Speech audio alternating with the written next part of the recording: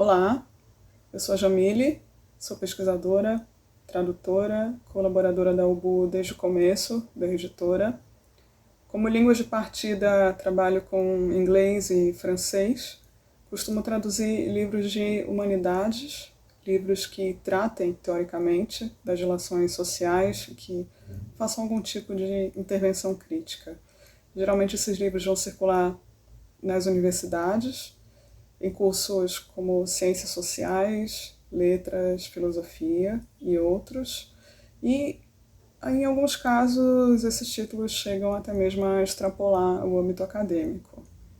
Como tradutora de humanidades, eu penso que é importante praticar uma forma de tradução que seja uma forma de cuidado com os conceitos. Quem traduz humanidades deve zelar pela precisão conceitual. E para isso é desejável buscar trabalhar a inteligibilidade, proporcionar traduções tão acessíveis quanto possível, sem que isso comprometa a complexidade de um original, em que a complexidade seja um dado importante. O ponto é que a complexidade conceitual não é inimiga da simplicidade linguística. Um texto mais enxuto, mais direto, tende a ganhar em clareza e fluidez. Era justamente algo assim que Guimarães Rosa elogiava numa tradução feita pelo seu tradutor italiano, Edoardo Bezzari, quando disse a ele que tinha apreciado muito o nenhum desperdício ali na tradução que Bezzari havia feito de uma obra sua.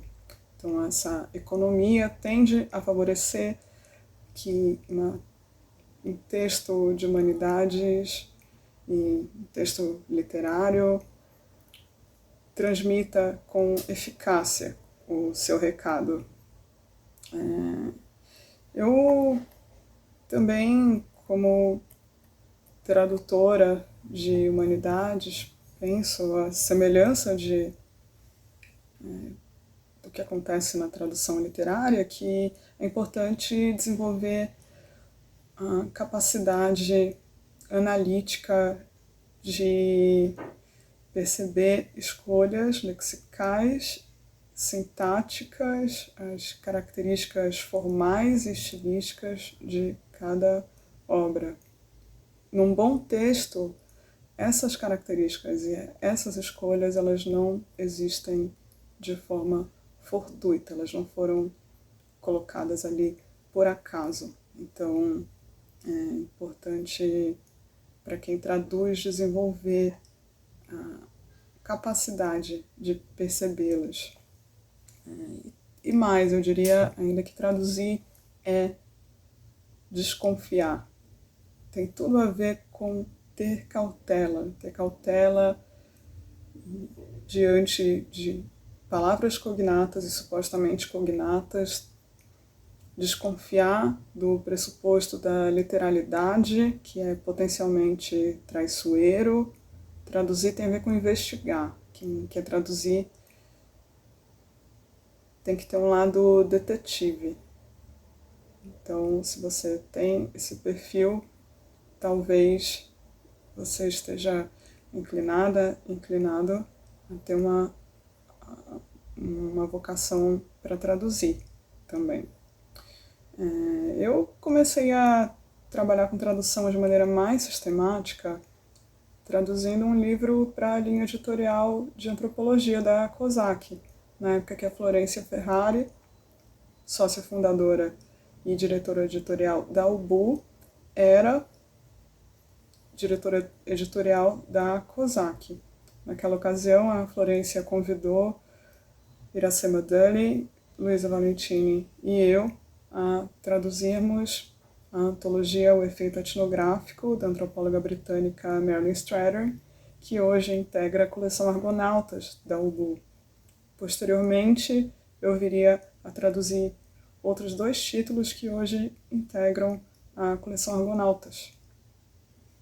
O primeiro deles foi Políticas do Sexo, da antropóloga estadunidense Gayle Rubin. É um livro que tem 2 ensaios de referência para os estudos de gênero e sexualidade. E traduzi também Arte e Agência, de Alfred Gell, antropólogo britânico, uma obra fundamental na bibliografia de antropologia da arte, mas de interesse também para todo mundo que trabalha com arte, curte arte, pesquisa arte.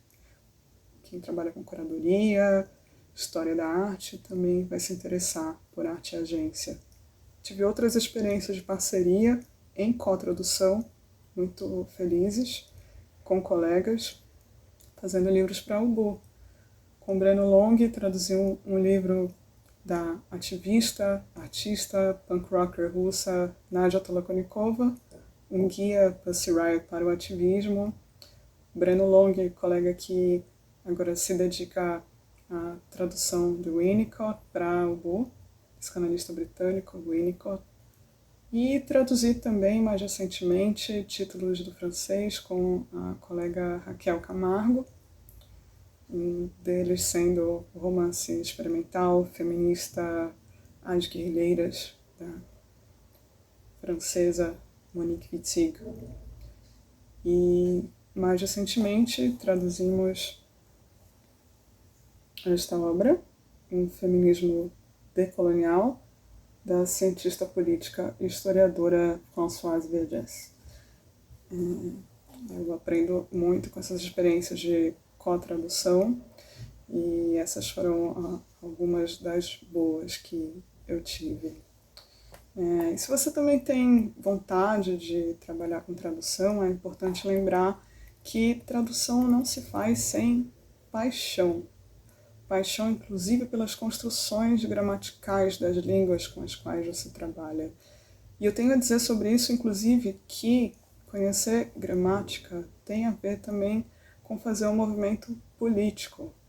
Como diz a pensadora estadunidense Donna Haraway, a gramática é uma política que se faz com outros recursos, por outros meios. Então, a gramática não está divorciada da política. Paixão também pela leitura. Se você quer traduzir, é importante, fundamental, ler de forma intensiva, diariamente, bons textos. Outra sugestão que eu faço, acompanhar entrevistas, aulas, palestras das autoras e autores que você deseja traduzir, porque aí você vai se familiarizando com a dicção de cada um. E tem muitas boas aulas, palestras, entrevistas no YouTube para você assistir gratuitamente. Recomendo ainda que você faça cotejos de diferentes traduções de obras clássicas. Assim você vai desenvolver a capacidade analítica para perceber porque algumas escolhas tradutórias são mais apropriadas do que outras. Recomendo ainda que você, que está na universidade e quer traduzir, traduza para os periódicos da sua instituição, assim você vai ganhar prática. Recomendo que você também leia paratextos, notas de tradutor, notas de rodapé, notas introdutórias, prólogos pós-fácios.